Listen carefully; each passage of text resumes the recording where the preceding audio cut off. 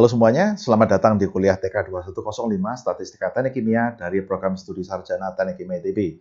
Ini adalah video segmen kita yang pertama kali di dalam satu semester ini, di mana saya akan menjelaskan mengenai silabus mata kuliah, sehingga Anda mendapatkan gambaran mengenai hal-hal yang menjadi capaian pembelajaran mata kuliah ini, serta hal-hal yang lain yang bisa Anda ekspektasikan akan Anda alami selama pelaksanaan kuliah ini. Oke, mari kita mulai.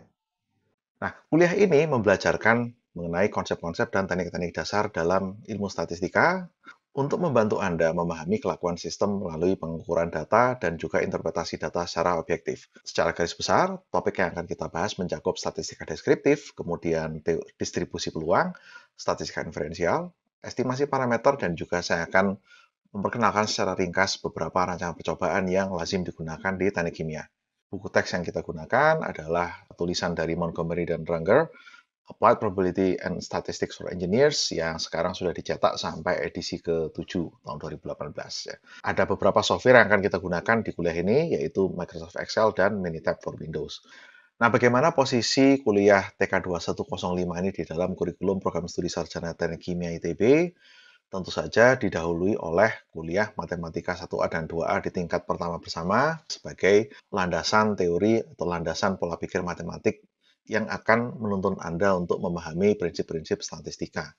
Kemudian prinsip-prinsip tersebut akan Anda terapkan di semester depan berikutnya ya.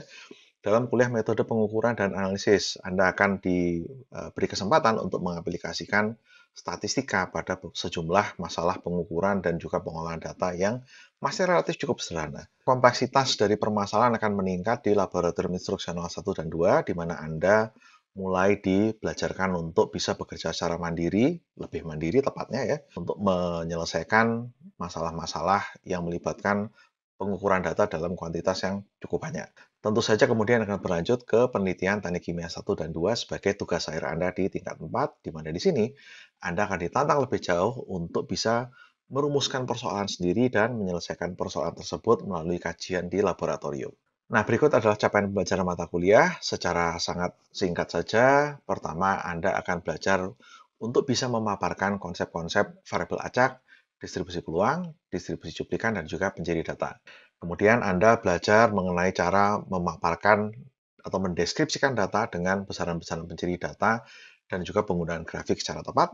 Kemudian menelaah data dengan menggunakan metode selang keyakinan dan uji hipotesis. Kemudian menganalisis korelasi di dalam data pengukuran menggunakan metode regresi.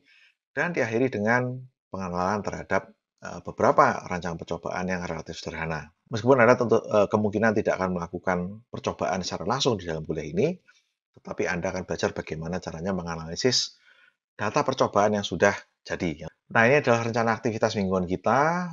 Tentu saja kita saran ada di sini ya, pendahuluan, kemudian nanti akan dilanjutkan dengan statistika deskriptif. Kemudian mau tidak mau kita harus membahas sedikit saja teori tentang distribusi probabilitas untuk memahami prinsip-prinsip selanjutnya. Dilanjutkan dengan teknik perhitungan selang keyakinan, kemudian Anda akan mempelajari apa itu namanya uji hipotesis. Kemudian di sana-sini saya akan menyelipkan beberapa tutorial ya untuk membantu Anda mempelajari sendiri menggunakan studi-studi kasus. Ya. Kemudian di minggu ke-8 kita akan menjalankan ujian tengah semester ya. Dan setelah itu kemudian dilanjutkan dengan regresi, percobaan satu faktor, kemudian untuk bagian rancangan percobaan kita akan selesaikan hingga percobaan faktorial penuh. Jika Anda nanti berminat untuk mendalami rancangan percobaan, program studi juga menyediakan sejumlah kuliah pilihan yang cocok. Kemudian di minggu ke-14 ini ada kuliah singkat mengenai pengantar Mahadata. Mahadata adalah terjemahan Indonesia dari Big Data. Barangkali Anda sudah mengenal istilah itu belakangan ini ya sebagai salah satu elemen di dalam transformasi menuju industri 4.0. Dan di minggu ke-15 kita tutup dengan ujian akhir semester. Bagaimana secara sekilas saja kiat-kiat sukses barangkali di dalam kuliah ini ya tidak ada rumus yang aneh-aneh ya. Anda tidak diminta untuk menghafal banyak sekali rumus, tetapi Anda harus memahami penggunaan rumus-rumus tersebut ya. Kapan penggunaan rumus yang mana untuk situasi yang mana ya. Kemudian Anda harus terbiasa dengan menggunakan tabel-tabel standar statistik. Ini akan kita lihat seperti apa bentuknya ya. Kemudian Anda juga akan sangat terbantu jika Anda mulai membiasakan diri menggunakan software statistik atau software spreadsheet seperti Excel ya. Dan yang keempat, kiat sukses tentu saja adalah latihan, latihan, dan latihan. Saya berusaha untuk menjaga supaya konsep-konsep teoretik di kuliah ini tidak terlalu banyak dan memperbanyak porsi-porsi di mana Anda harus belajar sendiri dengan melalui latihan-latihan.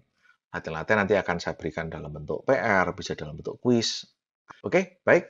Jadi Anda sudah menyelesaikan segmen pertama dari kuliah kita. Sampai jumpa di segmen berikutnya dan terima kasih.